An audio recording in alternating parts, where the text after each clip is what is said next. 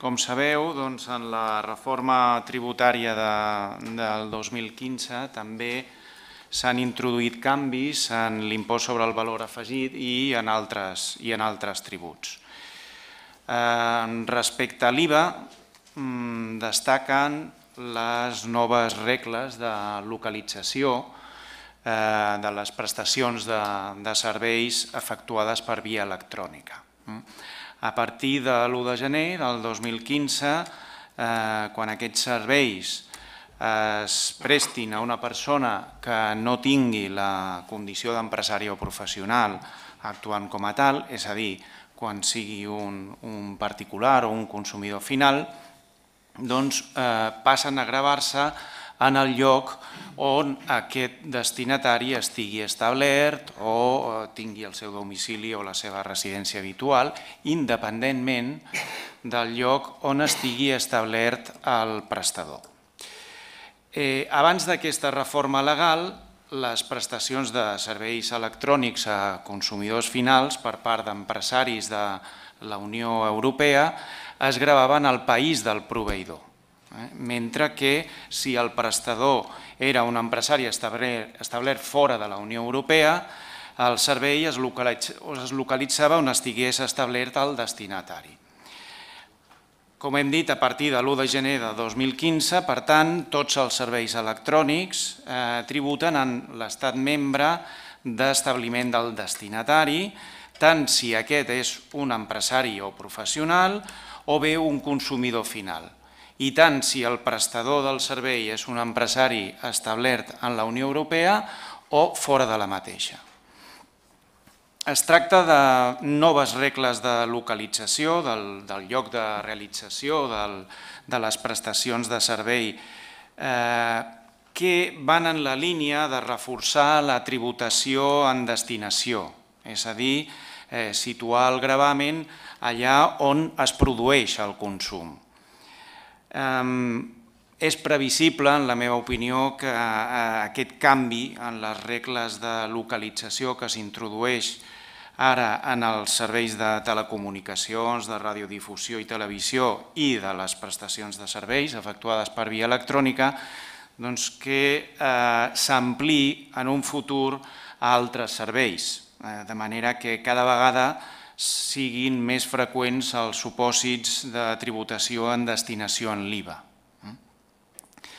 Així mateix, les noves regles de localització de les prestacions de serveis efectuades per via electrònica venen acompanyades de dos nous règims especials, opcionals, que permeten als subjectes passius liquidar l'IVA per la prestació d'aquests serveis a través d'un portal web o una finestreta única, que se li diu, en l'estat membre en què estiguin identificats, evitant així haver de registrar-se en cada estat membre on realitzin les operacions, en cada estat membre de consum. En definitiva, estem davant d'uns règims especials que, encara que siguin opcionals, en realitat seran d'aplicació generalitzada en la pràctica, ja que pot resultar molt onerós, molt gravós per als operadors econòmics no acollir-se a aquesta possibilitat que ofereixen aquests règims i haver-se de registrar en cadascun dels estats membres de consum.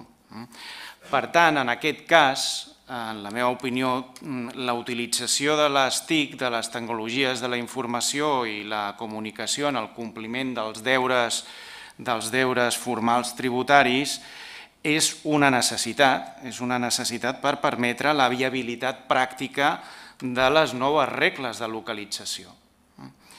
En altres paraules, seria pràcticament impossible introduir els canvis normatius en el lloc de realització de les operacions o de les prestacions de serveis electrònics sense fer servir aquestes tecnologies, aquesta finestreta única i les facilitats associades a la mateixa. ja que, com he dit, suposaria per als obligats tributaris un desproporcionat augment de la pressió fiscal indirecta, és a dir, dels deures formals tributaris, que ja és, en la meva opinió, en l'actualitat, excessivament alta.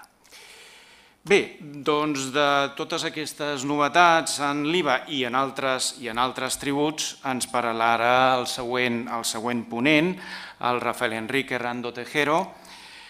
És llicenciat en Economia per la Universitat de Barcelona el 1998, va ser funcionari de l'Administració de Justícia en el Jutjat de Primera Instància d'Instrucció de Santa Coloma de Gramenet del 99 al 2001 i després funcionari del Cos Superior Tècnic de la Hisenda Pública en la Delegació de Catalunya de l'Agència Estatal d'Administració Tributària del 2001 al 2005. I actualment és inspector d'Hisenda de l'Estat en la Delegació de Catalunya de l'Agència Estatal d'Administració Tributària. També és, des de fa uns quants anys, afortunadament per nosaltres i pels estudiants, és professor consultor del màster universitari de fiscalitat d'aquesta universitat. Doncs bé, quan vulguis i moltes gràcies. Hola, bon dia. En primer lloc, com han fet els meus companys, agrair als directors, a l'Anna i al Rafa, que m'hagin convidat. I bé, jo també faré la meva exposició en castellà. Com que dicen que dos sin tres, pues el tercero también. La meva exposición, mi exposición en principio versará sobre el IVA y luego, si me da tiempo, pues explicaré algo sobre los impuestos especiales, alguna cosita. Bien, el índice de la exposición lo tenéis ahí. El preámbulo sería la justificación de por qué se reforma. Luego tendríamos las operaciones no sujetas, el artículo 7, las entregas de bienes, artículo 8, exenciones interiores, nos referiremos a numerosos cambios en el artículo 20, localización del hecho imponible, sobre todo el nuevo régimen de los servicios prestados por vía electrónica, radiodifusión, telecomunicaciones y demás. La base imponible, algunas modificaciones, cuando la base imponible no se establece en unidades monetarias, y así como la flexibilización de los plazos para modificar la base imponible del artículo 80. Los tipos impositivos, que ya sabéis que se han modificado los tipos impositivos de los productos sanitarios. Las deducciones, hay un cambio por lo que se refiere a las entidades públicas cuando realizan operaciones sujetas y operaciones no sujetas, saber qué porcentaje de IVA se pueden deducir y cuál no. El tema de la regla de la prorrata, que también ha cambiado el porcentaje para cuando es obligatorio aplicar la prorrata especial. Después, los regímenes especiales, veremos algunas modificaciones en cuantías en el régimen simplificado, agricultura y demás. En los nuevos regímenes especiales, el régimen exterior de la Unión de los Servicios Prestados por vía electrónica. Y después las otras modificaciones, pues veremos una modificación por lo que se refiere al IVA a la importación, el diferimiento del IVA a la importación y nuevos supuestos de infracciones y sanciones tributarias específicas del IVA. Bueno, por lo que se refiere a la justificación de la reforma, si leemos el preámbulo de la Ley 28/2014, pues vemos que la justificación, los motivos de la reforma son 4.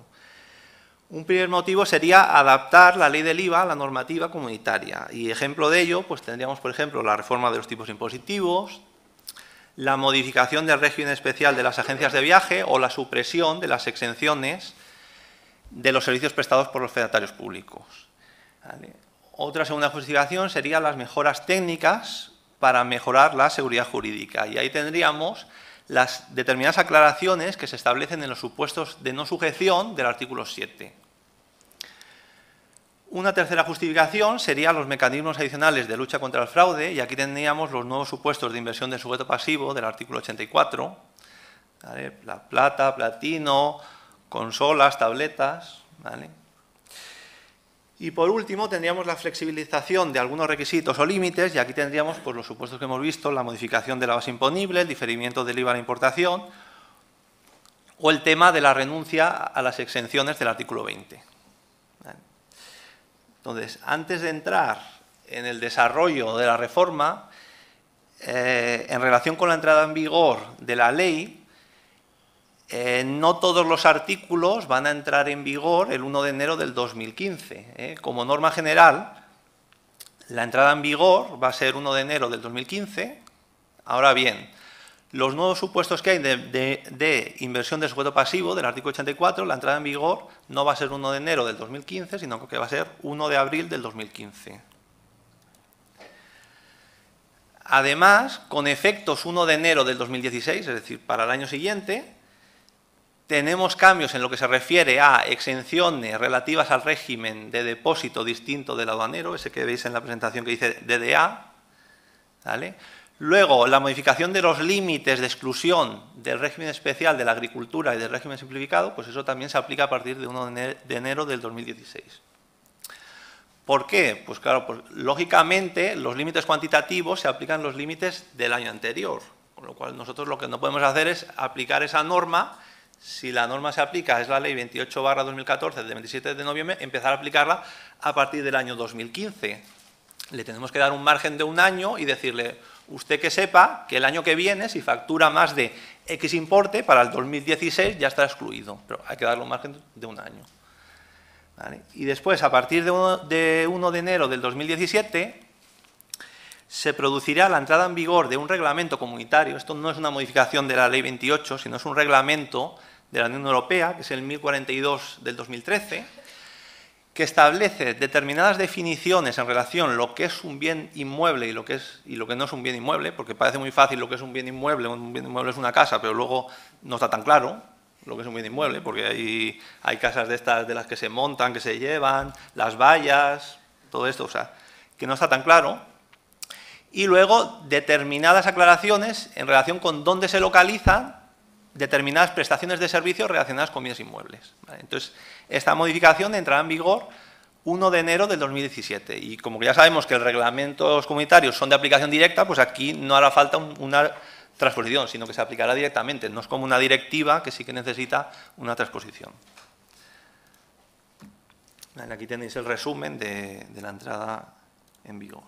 Bueno, pues ya entrando en profundidad en la reforma, la primera modificación es la del artículo 3 de la ley del IVA, ¿vale? Modificación del ámbito de aplicación del impuesto. Entonces aquí lo que se hace es excluir expresamente en la ley, que antes no estaban expresamente, determinados territorios de determinados Estados miembros. Y así en el caso de Francia, pues se excluyen determinados territorios que veis ahí, Guadalupe, Mayotte, Martinica, la Guayana Francesa, Isla Reunión y San Martín.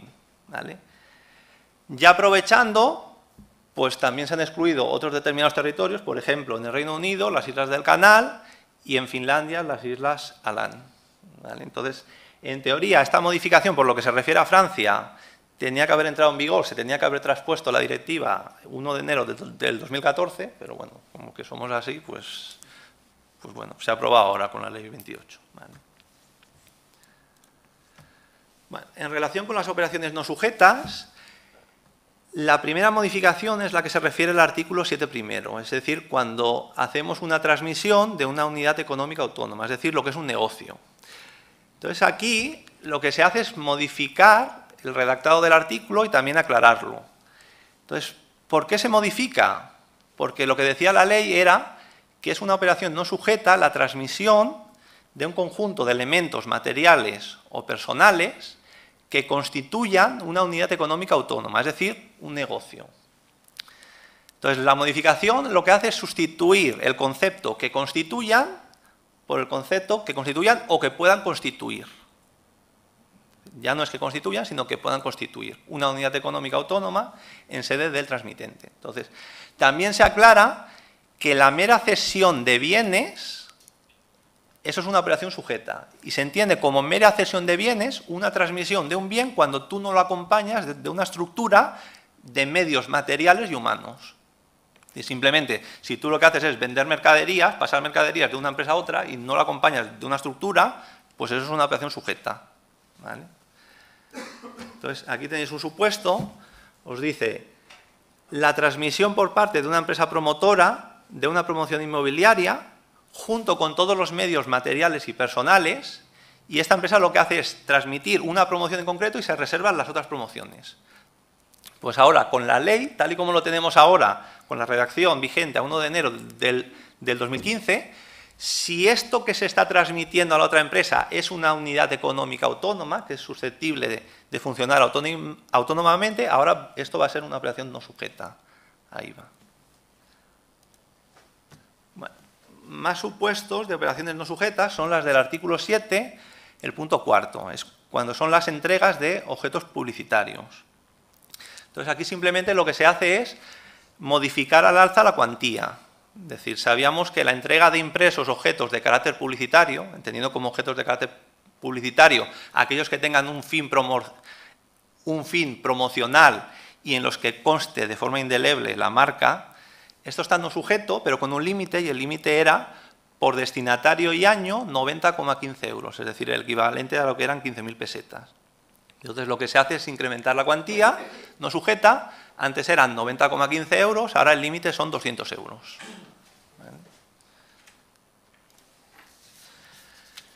Bien, la última modificación en relación con las operaciones no sujetas es la del artículo 7, el punto 8. Es decir, las entregas de bienes y las prestaciones de servicio efectuadas por los entes públicos. Es decir, no solo los operadores privados realizan actividades económicas, sino que los entes públicos en determinadas ocasiones también realizan actividades económicas. El artículo 7.8 lo que establecía era que las entregas de bienes y las prestaciones de servicio efectuadas por empresarios o profesionales, por entes públicos, están no sujetas cuando se realiza sin contraprestación o mediante contraprestación de naturaleza tributaria. Es decir, que se exige como contraprestación una tasa, una contribución especial o un impuesto. Y esto estaba no sujeto. Entonces, ¿en qué se modifica esta redacción? Pues, en primer lugar, se sustituye el concepto ente público por el concepto administración pública. Y el propio artículo 7.8 nos establece una definición de lo que se entiende por administración pública. Y es todo lo que veis ahí en las letras A, B, C y D. ¿Vale?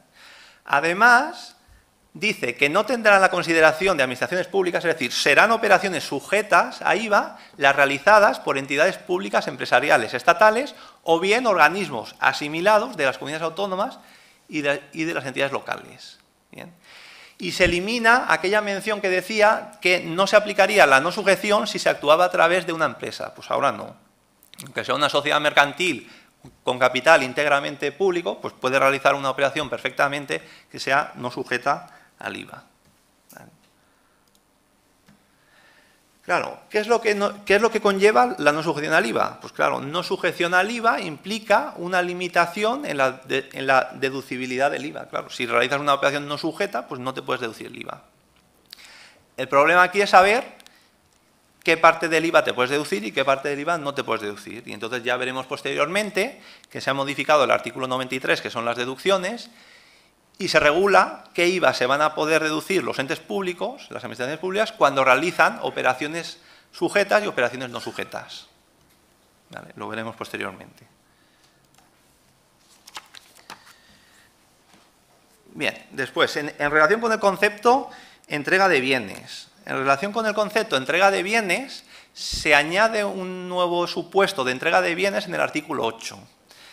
Y dice que se considera entrega de bienes la transmisión de títulos a través de los cuales se asegure de hecho o de derecho la propiedad o un derecho de uso o disfrute sobre un bien inmueble.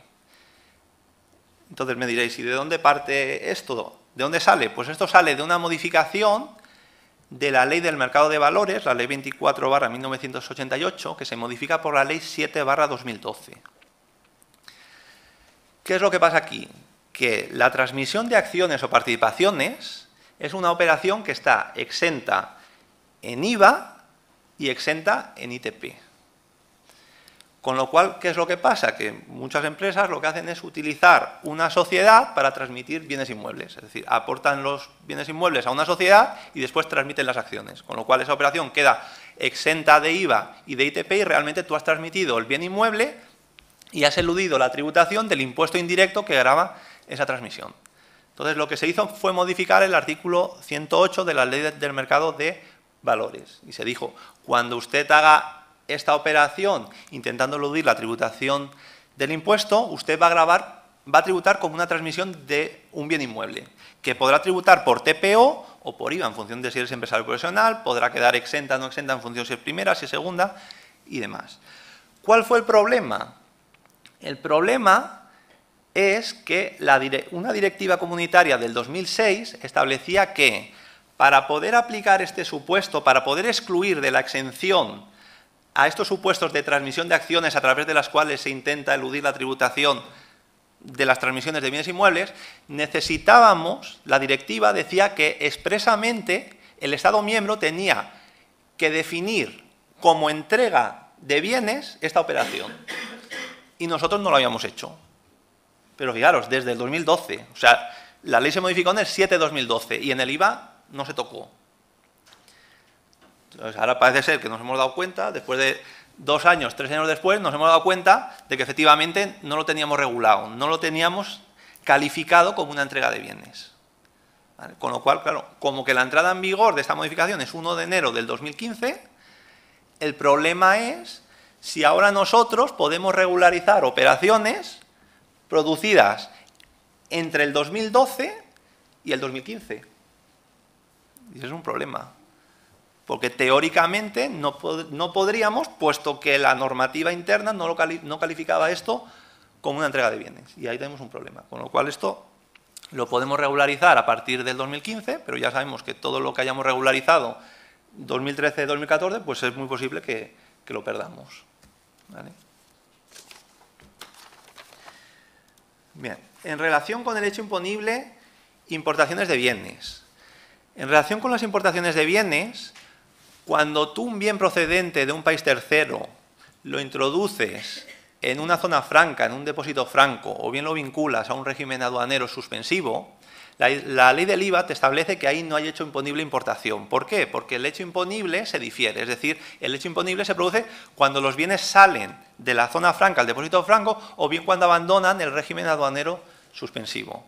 El problema aquí era qué pasaba cuando la salida de los bienes de la zona franca, depósito franco o el régimen aduanero suspensivo se realizaba con destino a la exportación o a una entrega intracomunitaria de bienes, porque entonces se estaban grabando 2 operaciones. Por un lado, la importación y por otro lado, la entrega intracomunitaria y la exportación.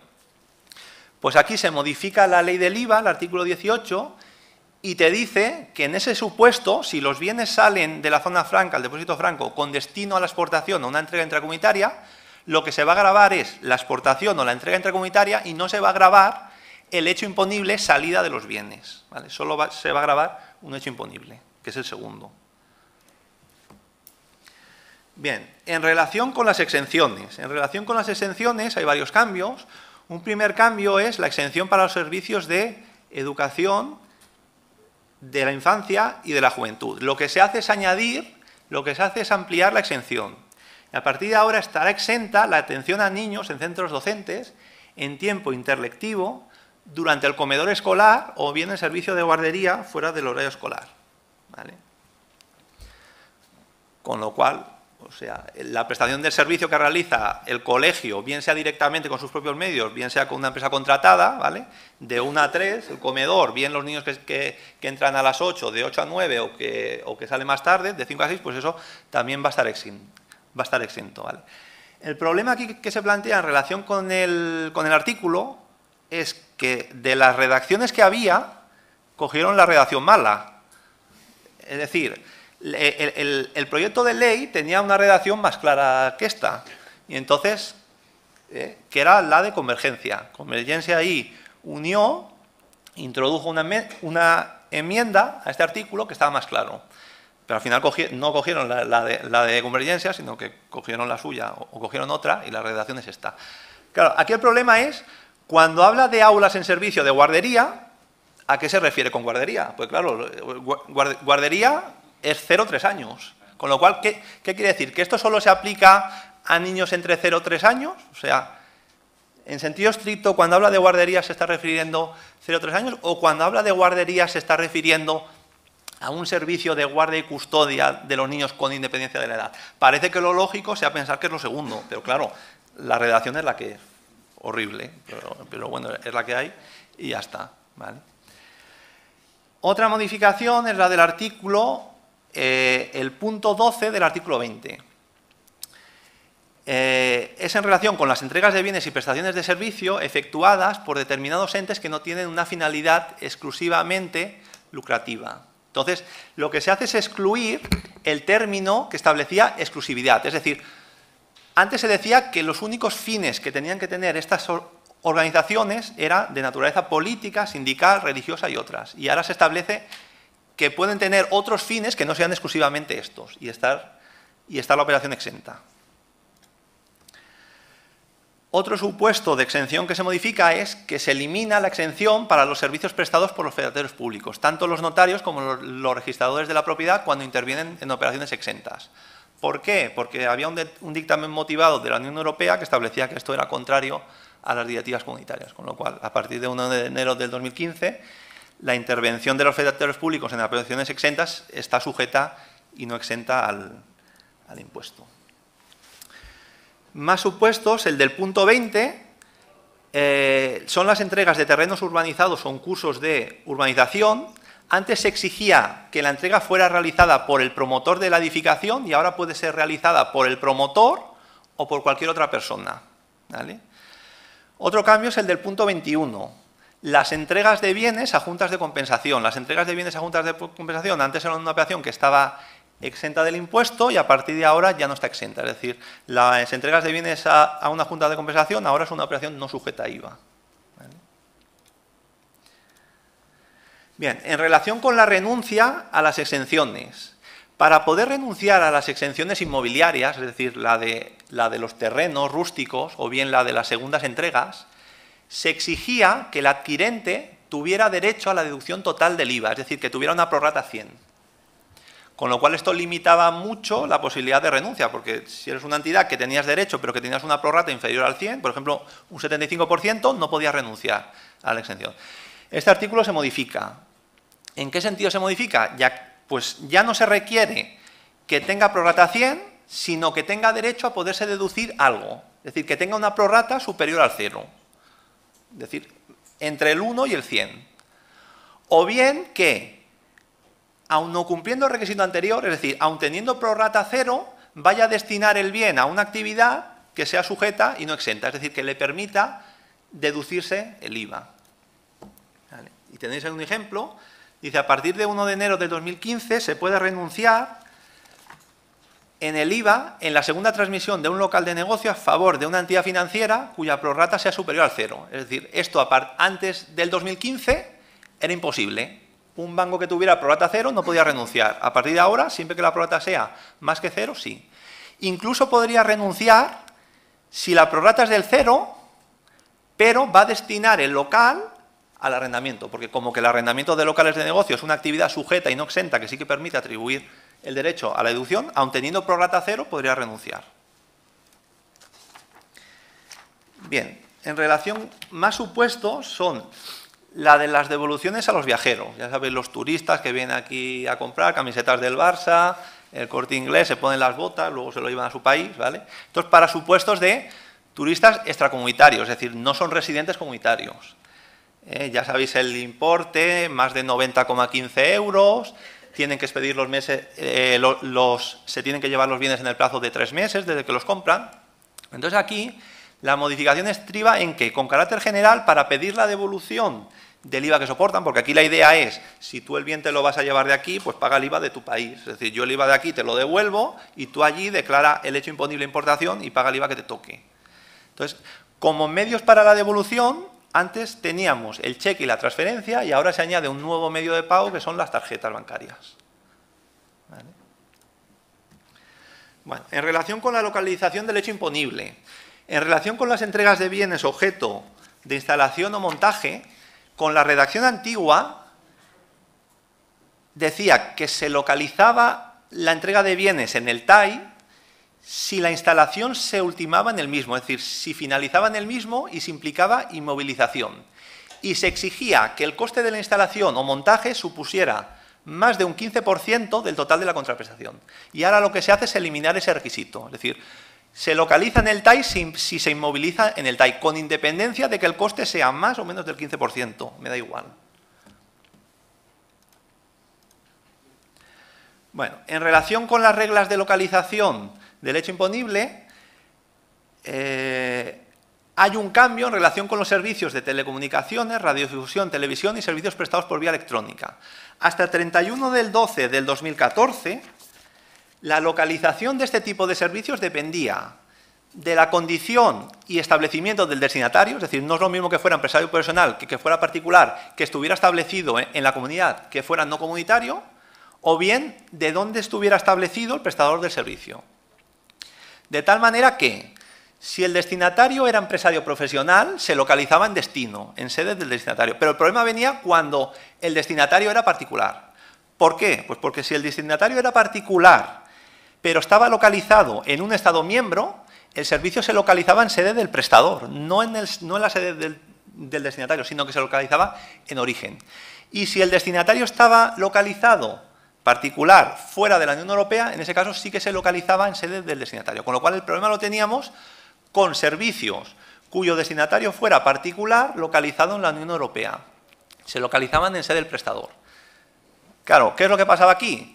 Que si yo sé que ese tipo de servicio se va a localizar en origen, yo lo que voy a hacer es buscar un país que tenga el tipo impositivo más bajo, eso está claro, Luxemburgo, la que sea, porque ahí el tipo impositivo va a ser más reducido que en otros países. Si yo sé que va a tributar en origen, con lo cual me voy a establecer en un país que tenga el tipo impositivo más bajo. Entonces, para evitar esta ventaja competitiva que tenían determinados empresarios en función de dónde estuvieran establecidos o no, se modifica la regla de localización. Y a partir de ahora, todo este tipo de servicios que le podemos llamar digitales van a tributar todos ellos en destino. Y me da igual que el destinatario sea empresario, profesional, particular y dónde estén establecidos, me da igual.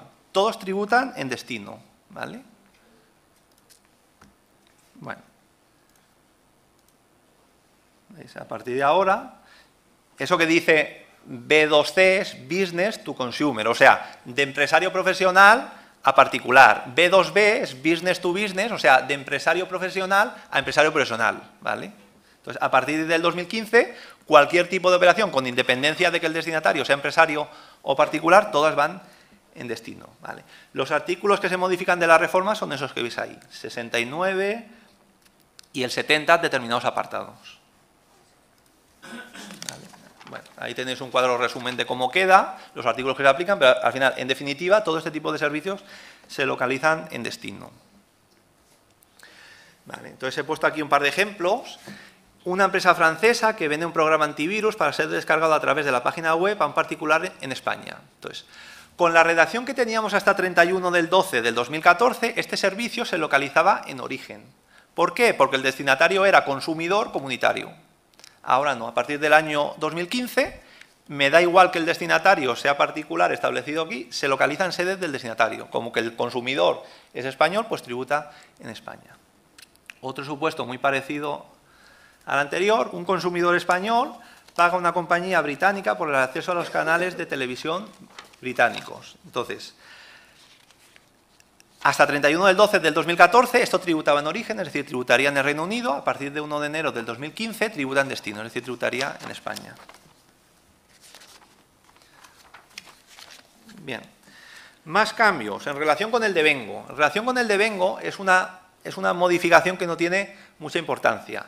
En ejecuciones de obra cuyos destinatarios sean administraciones públicas, el devengo se producía en el momento de la recepción y hacía referencia a una ley que era la Ley de Contratos del Sector Público, pero la Ley de Contratos del Sector Público que tenemos ahora es un texto refundido del año 2011 y la redacción antigua no lo contemplaba. Simplemente modificar la ley antigua por la ley que lo regula actualmente, que es un texto refundido.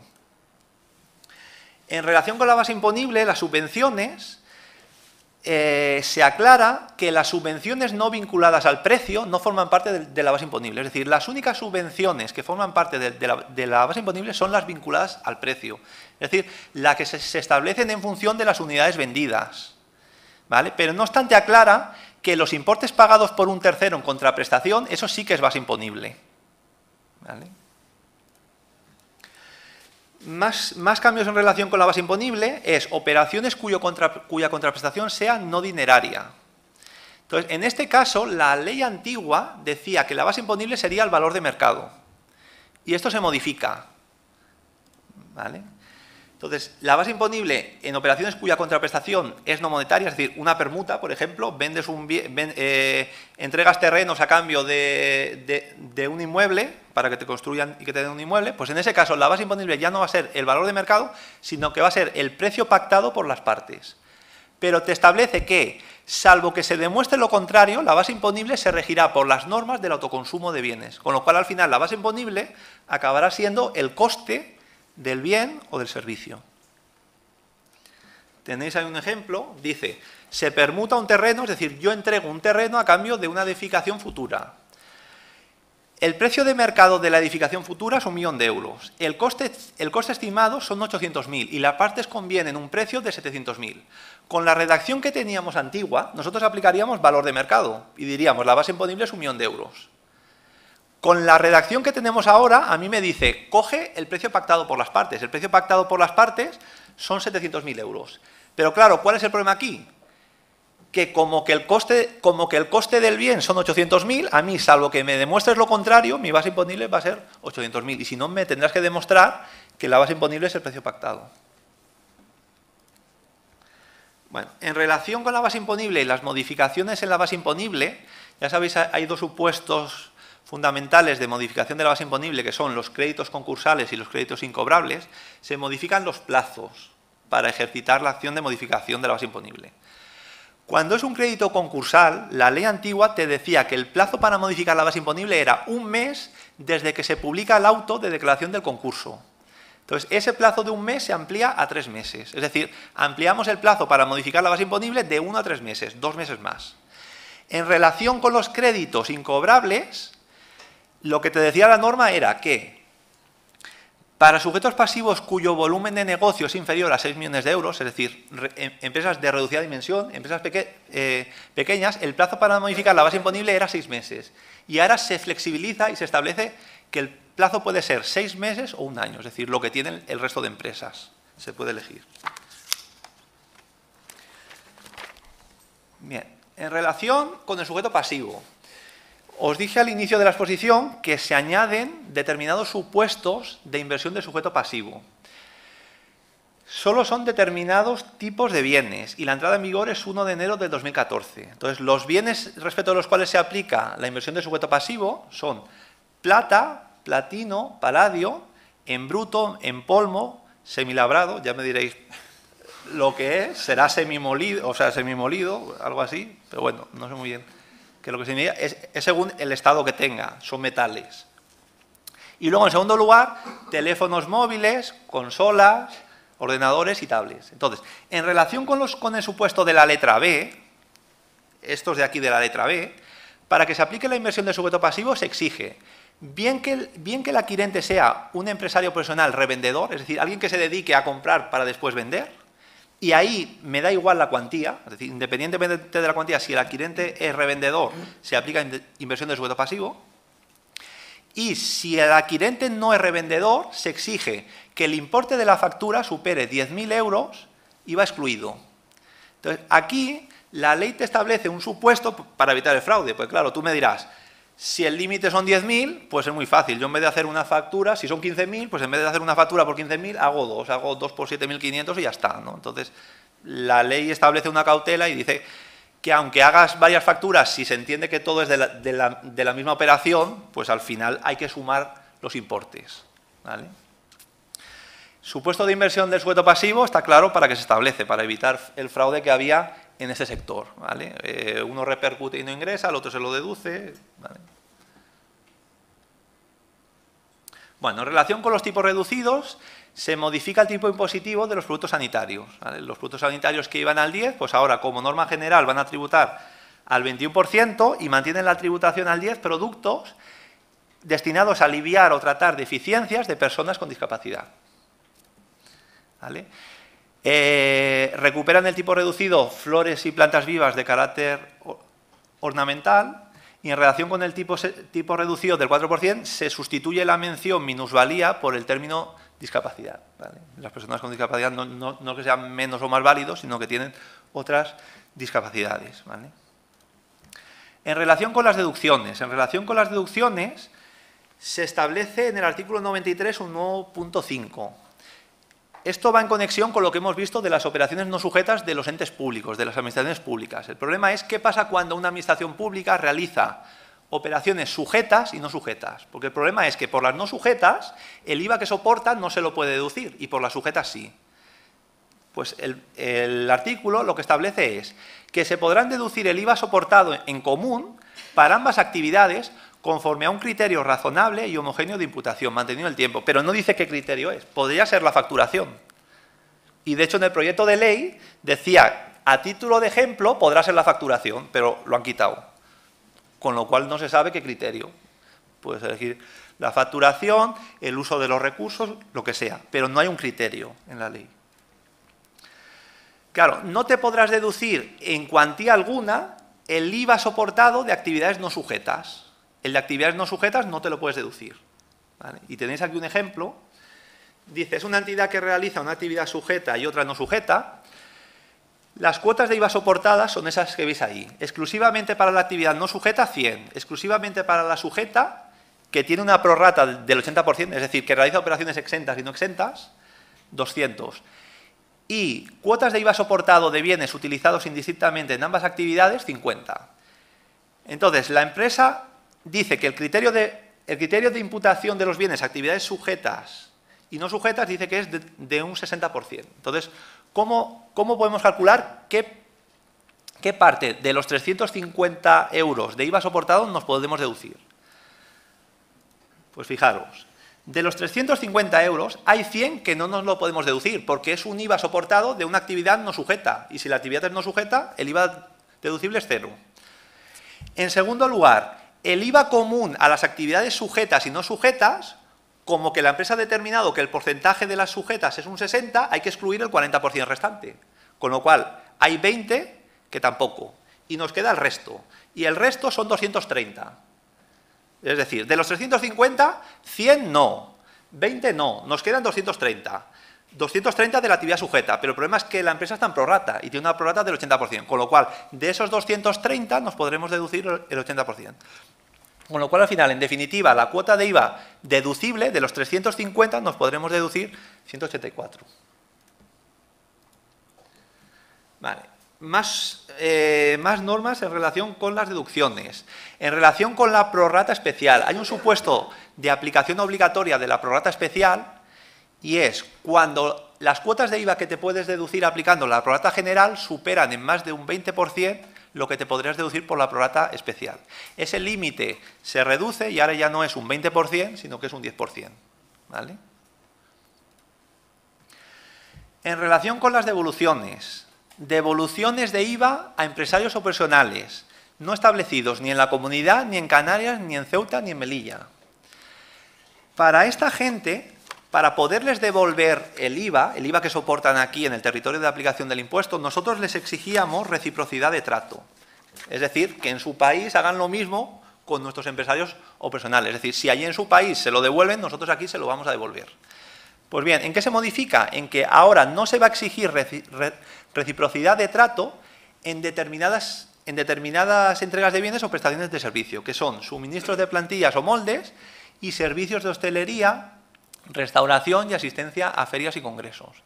En ese tipo de bienes o servicios no se exige reciprocidad de trato, es decir, con independencia de que el otro país nos devuelva a nuestros empresarios o profesionales, nosotros se lo vamos a devolver. ¿Vale? Claro, países que tengan reciprocidad de trato son muy pocos. ¿Vale? Tengo aquí apuntados Canadá, Eslovenia, Hungría, Israel, Japón y Noruega, con lo cual esto es complicado. O sea, reciprocidad de trato será con esos 6 países, salvo que sea este tipo de bienes y servicios que aquí no se exige, pero para el resto de bienes y servicios solo con esos 6 países, con el resto nada. Bueno, en relación con los regímenes especiales, hay un nuevo régimen especial que es el aplicable a los servicios de telecomunicaciones, radiodifusión y televisión y a los servicios prestados por vía electrónica. Entonces, hay un régimen exterior a la Unión y un régimen de la Unión. El régimen exterior a la Unión es para empresarios y profesionales no comunitarios, es decir, establecidos fuera de la Unión Europea. Este régimen ya existía. Con la ley antigua, el régimen exterior ya existía. Lo que se hace es ampliar a los servicios de telecomunicaciones y radiodifusión, pero ya existía. El nuevo es el segundo, el régimen de la Unión. Es para empresarios y profesionales comunitarios, es decir, establecidos en la Unión Europea. Entonces, ¿cuál es la característica de este régimen?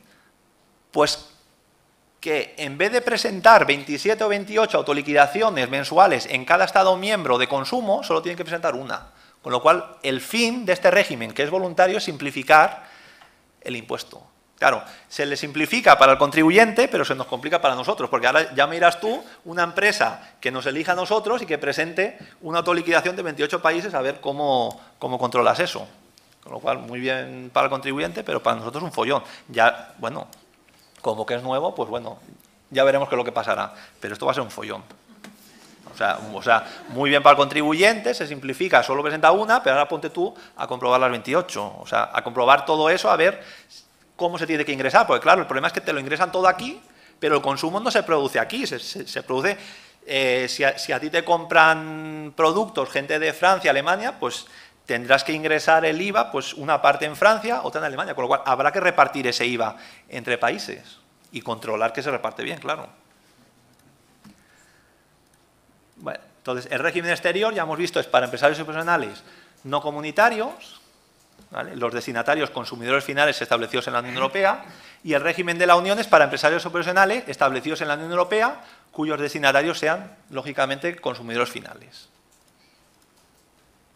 Bien, en relación con el régimen simplificado, se modifican las causas de exclusión, es decir, los límites. Los límites, el volumen de ingresos que hasta el año, bueno, para el año siguiente, actualmente son 450.000 euros de facturación en el año anterior, a partir del año 2016 ya no van a ser 450.000, sino que van a ser 150.000. Si son actividades agrícolas, forestales o ganaderas, el límite pasa de 300.000 a 250.000. Otro límite de exclusión es las adquisiciones de bienes y servicios que tú hagas. En este caso el límite eran 300.000 y ahora son 150.000. Otro tanto ocurre con el régimen simplificado de la agricultura. Exactamente igual. Los límites también se reducen, ¿vale? Bien, en relación con el régimen especial de las agencias de viaje, ya sé que voy... no muy bien de tiempo. Bueno, algún cambio es, la base imponible antes se establecía de forma global, ahora se puede establecer operación por operación. Es decir, la base imponible de las agencias de viaje se establece por diferencia, por el margen bruto de la agencia, pero antes era el margen global de todas las operaciones y ahora puede ser una a una. ¿Vale? Otro cambio es que se puede no aplicar el régimen especial de las agencias de viaje únicamente si el destinatario es empresario profesional y tiene derecho a la deducción o a la devolución del IVA. Y en ese caso el devengo se producirá, la deducción se producirá cuando se devengue el IVA. Bueno, ya falta poco. En relación con los grupos de entidades, ¿vale? Los grupos de entidades, se cambia la ley, se exige, se dice que un grupo de entidades es el constituido por una entidad dominante y las dependientes. Antes no se establecía nada más. Ahora se dice que para que sea grupo tienen que estar firmemente vinculadas en el ámbito económico, financiero y de organización. Entendiendo como vinculación financiera que tengas el control efectivo, es decir, no solo que tengas más del 50% del capital, sino que tengas el control efectivo. Como vinculación económica, que realices la misma actividad o una actividad complementaria, y como vinculación organizativa, que la dirección sea común. Bien, y en relación con las otras novedades, hay una novedad en relación con el IVA a la importación. En relación con el IVA a la importación, el IVA a la importación se liquida en la aduana, es decir, tú pagas el IVA en la aduana y luego ese IVA soportado te lo metes en la declaración. ¿Vale? Con lo cual siempre hay un desfase, claro, tú pagas el IVA y luego te lo tienen que devolver más tarde. Entonces, se permite diferir el IVA, es decir, que ese IVA que tú tienes que ingresar, en vez de pagarlo en la aduana en el momento en el que te llevas la mercadería, lo metes en la autoliquidación, con lo cual así lo que haces es diferir ese ingreso del IVA. Entonces, para poder aplicar eso, que es de carácter opcional, no es obligatorio, solo pueden optar empresarios o profesionales que tributen únicamente en la administración del Estado y que tengan un periodo de liquidación mensual. Bien, y en relación con otras novedades, se establecen nuevos supuestos de infracciones. en determinados supuestos de inversión de sujeto pasivo. Y esos supuestos de inversión de sujeto pasivo son entregas de bienes efectuadas en ejecución de la garantía constituida, y el siguiente, ejecuciones de obras realizadas para construcción o comunicación. En estos supuestos de inversión de sujeto pasivo, el adquirente tiene que comunicar que actúa en la condición de empresario o profesional. Entonces, si falta esa comunicación, se le puede sancionar, porque es una infracción tributaria. ¿Cuál era el problema? Este supuesto de inversión de sujeto pasivo se introdujo en el año 2012 y se está poniendo la infracción ahora. Es decir, esto es como la circulación en los radares, ¿no? Que te dicen, yo te voy a poner un radar que va a controlar a ver si pasas a más de 50 y dice, pero mira, durante los primeros 6 meses es igual, si vas a 80, pues aquí lo mismo. Es decir, durante 2-3 años hemos tenido un supuesto que no era sancionable. No había infracción tributaria para este supuesto, ni para 2013 ni para 2014. Entonces, se establece ahora este supuesto de infracción tributaria. En estos casos, la sanción será el 1% de las cuotas devengadas con un mínimo y un máximo. ¿Vale?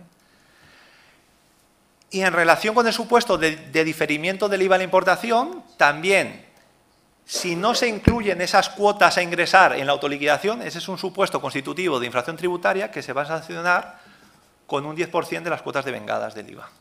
¿Vale? Y ya lo último, y acabo, en relación con los impuestos especiales, la novedad fundamental, hay muy pocas modificaciones en impuestos especiales, la verdad. Hay una modificación en los hidrocarburos en relación con el devengo, en relación con los gases de efecto fluorado, pero la modificación fundamental en materia de impuestos especiales es la modificación en relación con el impuesto especial sobre la electricidad. El impuesto especial sobre la electricidad era un impuesto especial sobre la fabricación, lo que gravaba era la fabricación o la importación. ¿Vale? Entonces, a partir de 1 de enero del 2015, se configura sobre un impuesto que lo que grava es el consumo de energía eléctrica. Y entonces, ese cambio estructural en el impuesto, de pasar de ser un impuesto de fabricación a un impuesto que lo que grava es el consumo, nos obliga a modificar determinados artículos, como por ejemplo los que se refieren al hecho imponible, al devengo y a la base imponible. Entonces, pues yo con esto ya acabo la exposición y... Perfecte.